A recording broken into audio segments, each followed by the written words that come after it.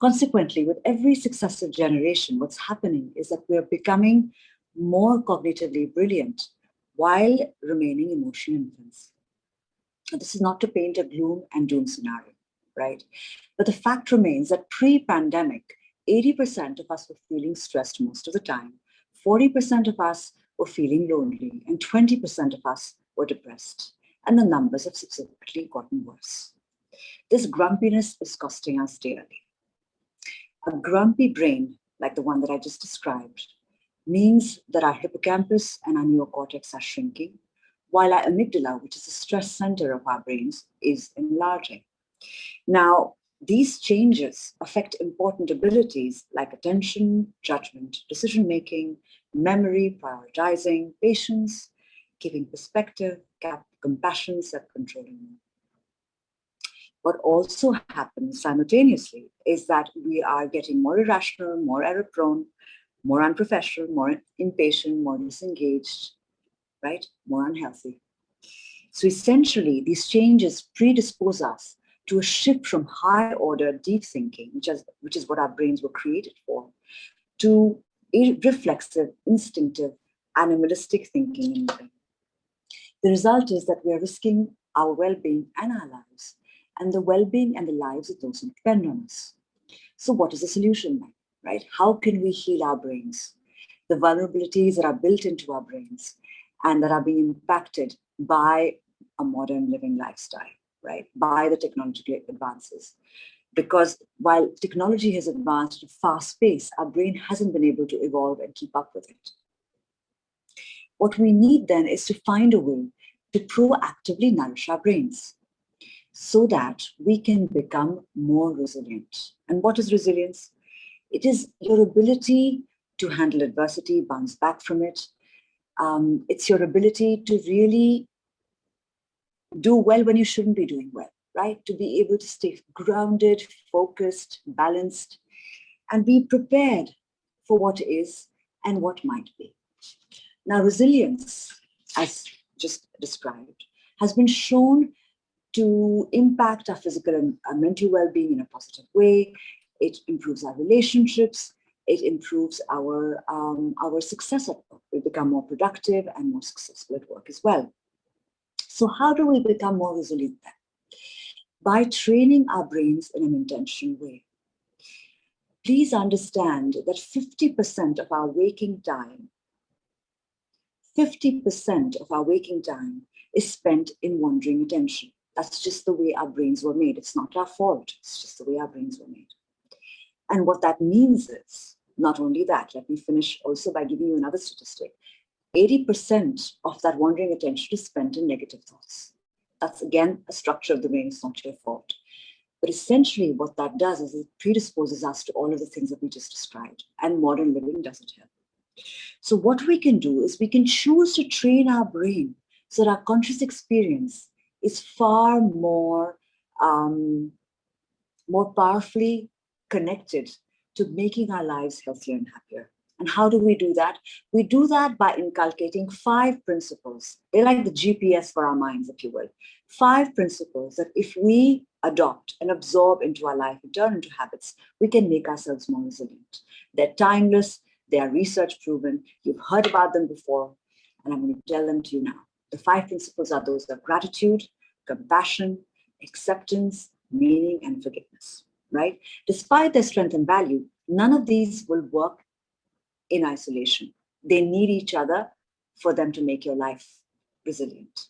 Gratitude alone can seem frivolous. Compassion alone can be depleting. And forgiveness without compassion, gratitude, and meaning is near impossible. I'm going to talk to you about gratitude first. Gratitude is knowing that you're blessed and being thankful for it, right? Being grateful for it. Gratitude. It lets us reframe life's challenges.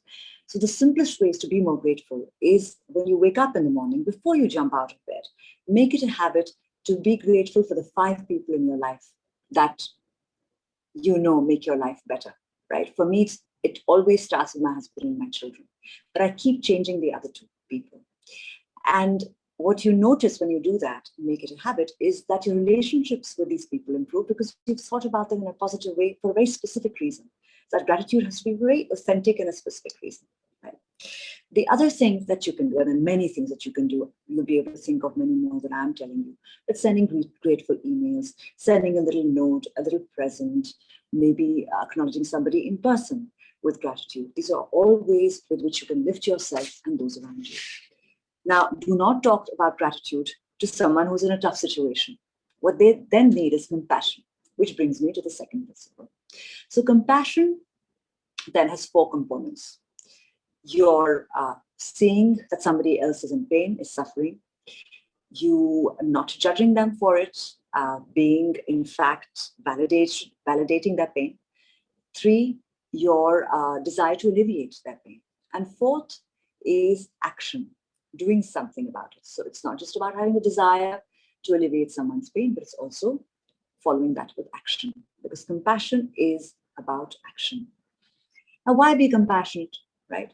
The first thing to understand is that your pain centers in your brain light up when you see somebody else suffering. So when you ease their pain, you ease yours as well. The second thing to understand is that as far as the brain is concerned, your emotional and your physical pain centers are identical, which means that when you see somebody who's emotionally hurt, they could be hurting as much or more than if they had a sprained ankle. The third thing to understand is that the imagination of pain is the same as pain as far as the brain is concerned. So the fear of failure, for example, and failing are identical as far as the pain experienced by the brain. Also, it helps to remember that when you take a compassionate stance, you serve as a role model for those around you, right? What also helps is to assume positive intent. So say a friend doesn't return your email, your spouse forgets your birthday. You could choose to be offended or hurt, or you could choose to recognize that the other person had good intentions, but some constraints came in the way, right? Finally, compassion isn't only about the difficult times. This is important. Compassion is also about the good times, being able to celebrate with those who succeed, because sometimes we feel envy, right? But then it's important to remember that people who are succeeding are feeling insecure about holding on to that success, about being able to shoulder the responsibilities that come with that success. And then it's easier to feel compassionate for them. And when you authentically celebrate with others, you're creating a group for yourself that you can depend on to be happy in your happiness. The third principle is that of acceptance, right? So let's first define what it's not.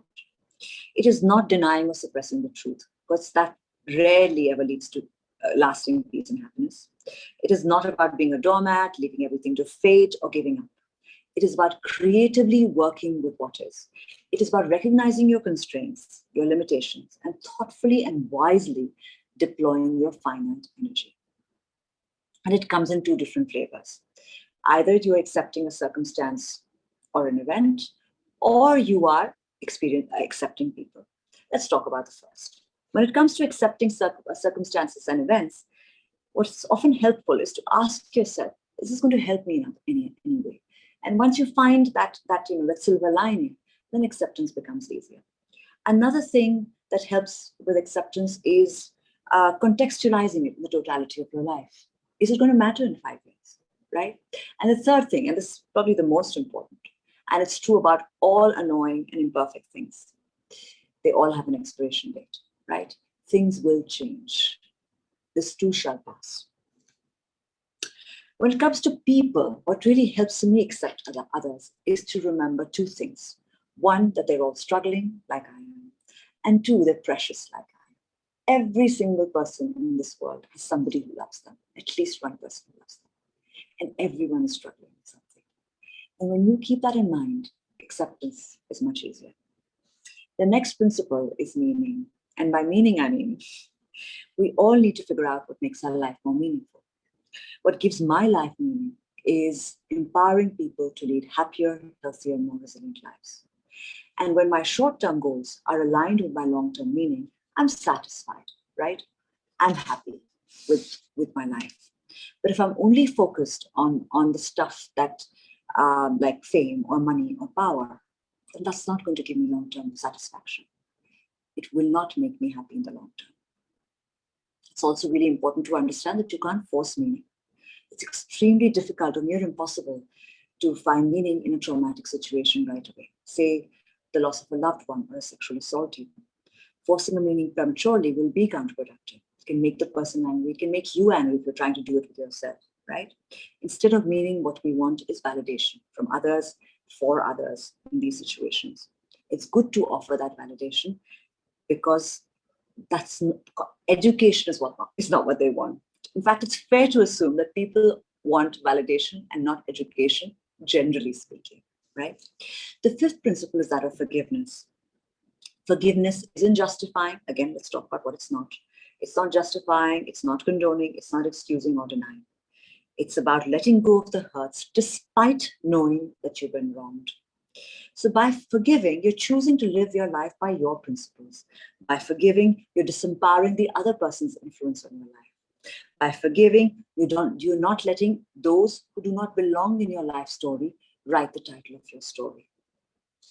Looking at it another way, you're giving an eviction notice to people who inflame your brain without paying any rent.